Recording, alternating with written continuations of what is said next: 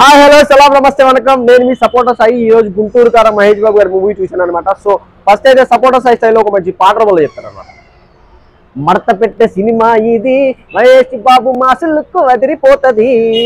Trivikram movie ఇది, theatre లో డైలాగుల మూత అవుతుంది. అబ్బా తమను కొట్టిన సాంగ్స్ అవి, బ్యాక్గ్రౌండ్ మ్యూజిక్ ఇరగదీస్తుంది. అబ్బా శ్రీలీల అందమేమది, స్టెప్పులతో డాన్సులేసి ఇరగదీస్తుంది.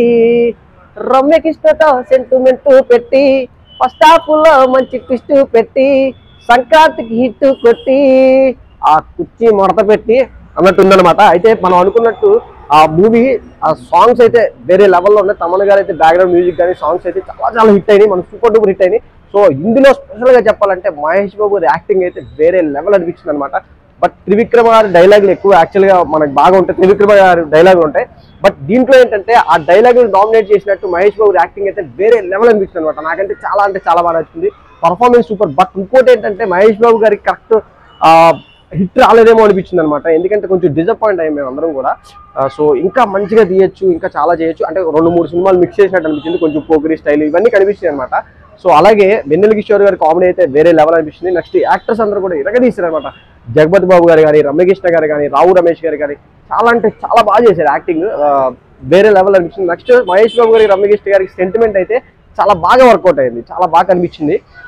సో అలాగే పాటల విషయానికి వస్తే మ్యూజిక్ అయితే వేరే లెవెల్ అనిపించింది. ఆల్రెడీ మనం చూసాము యూట్యూబ్లో మొత్తం ట్రెండింగ్ అనమాట. ఆ కుర్చీ మడత పెట్టే సాంగ్ అయితే థియేటర్లో ఎవడు ఖాళీగా కూర్చోలేదు అనమాట. వేరే లెవెల్లో ఎంజాయ్ చేశారు. సాంగ్స్ అయితే సూపర్ డూపర్ హిట్ అయినాయి. సో మూవీ కూడా అంత హిట్ అనిపించలేదు నాకైతే. సో ఇంకా బాగా తీయచ్చు. త్రివిక్రమ్ గారి దగ్గర నుంచి అంత ఎక్స్పెక్ట్ చేయలేదు. అంటే త్రివిక్రమ్ గారు మహేష్ బాబు గారి కాంబినేషన్ ఇది మూడో సినిమా, మేబీ 4వ సినిమా అవ్వచ్చు. సో ఇంకా బాగా తీయచ్చు అనిపించింది అనమాట. సో కొంచెం మిక్స్ అయింది స్టోరీ, అంత కంటెంట్ వర్కౌట్ అవ్వలేదేమో అనిపించింది. అంటే ఎక్స్పెక్టేషన్స్ అంత రీచ్ అనుకోవడం వల్ల మనకి కావాల్సినంత అవుట్పుట్ రాలేదేమో అనిపించింది అనమాట. ఇంకా బాగా తీయచ్చు. మహేష్ బాబు గారు అయితే పర్ఫార్మెన్స్ అబ్బా ఇరగదీశారు అబ్బా, పీక్ స్టేజ్లో అనిపిస్తున్నారు. నిజంగా చెప్పాలంటే ఆ కుర్చీ మడత పెట్టి అన్నట్టే చేశారు, వేరే లెవెల్ యాక్టింగ్ చేశారు. సో వెన్నెల కిషోర్ గారి కామెడీ అయితే చాలా బాగా అనిపించింది నాకు. సో మూవీ ఈ సంక్రాంతికి అయితే హిట్, సూపర్ డూపర్ హిట్ అయితే కాదు, బ్లాక్ బస్టర్ అయితే కాదు అని నాకు అనిపించింది. సో వీడియో నచ్చితే లైక్ చేయండి, షేర్ చేయండి, కామెంట్ చేయండి, సబ్స్క్రైబ్ చేయండి.